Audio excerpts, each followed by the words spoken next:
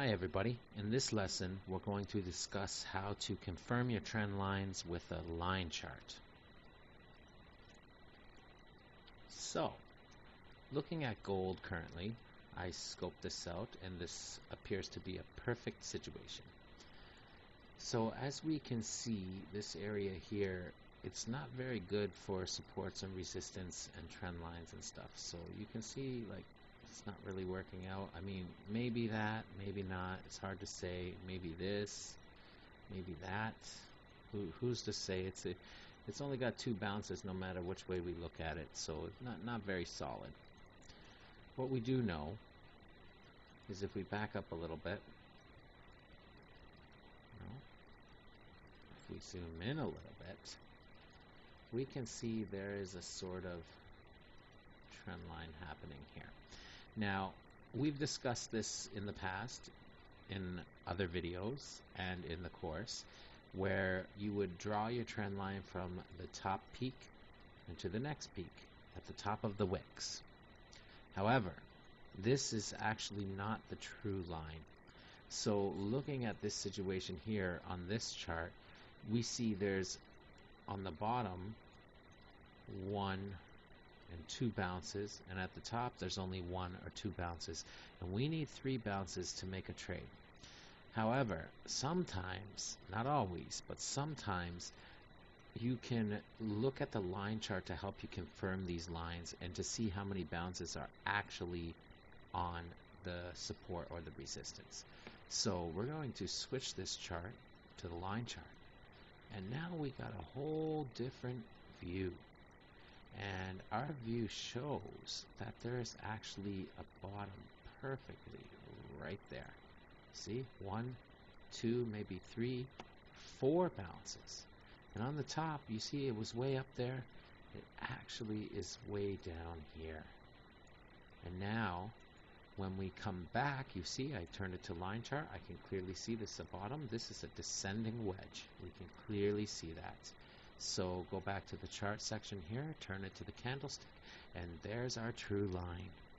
As you can see, all the wicks are piercing through, but not the actual price itself, just wicks on the top as well. So this is the true line. This is the true form. It doesn't always work this way. So whichever way works best is the way to go. So if you find that, for instance, moving down here, we can go with the wicks on this one. No, on this one. It's hard to find. Let's pull back a bit. Maybe we can find something better over here. Okay, there we go. So going on the wicks of this one works absolutely perfectly. You can see we've pretty much got 1, 2, 3 bounces. It doesn't always have to be perfect, the bounces. Sometimes there's a slight difference. So if you look at the bottom here, then it may not touch exactly. There might be a slight difference. That's okay. That's fine. But let's look at it with the line chart.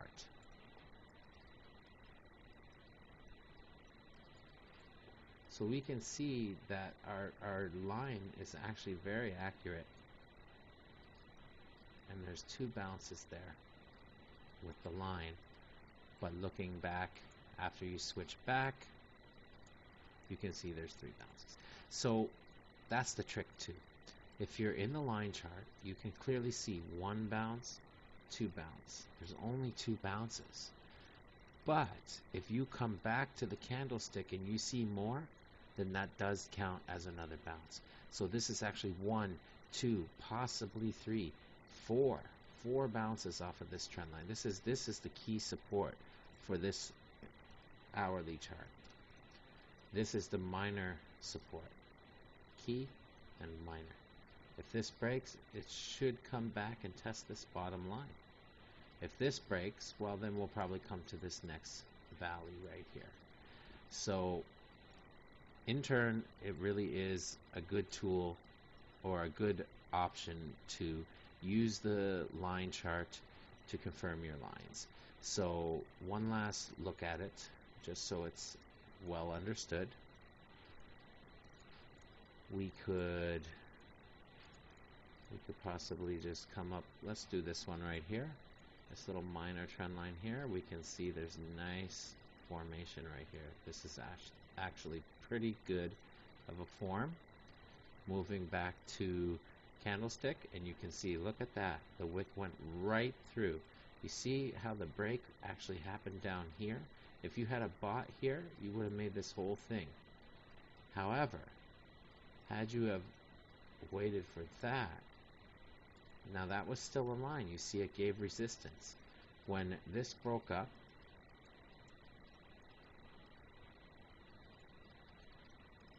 the secondary line still gave resistance.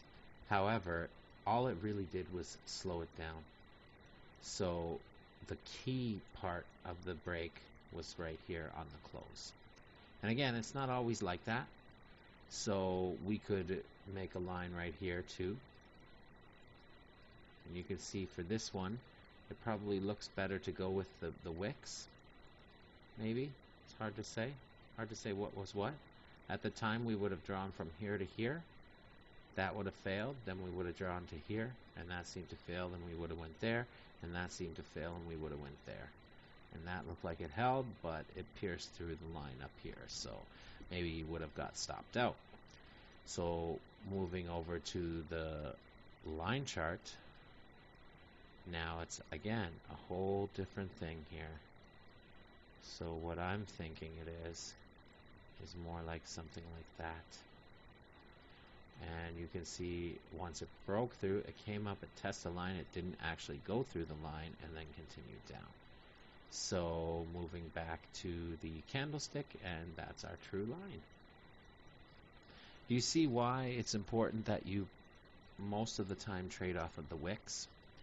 The reason is, if you don't see why, the reason is because you'll get false breaks, and if you have pending orders, you're going to get in too soon, and maybe that will stop you out.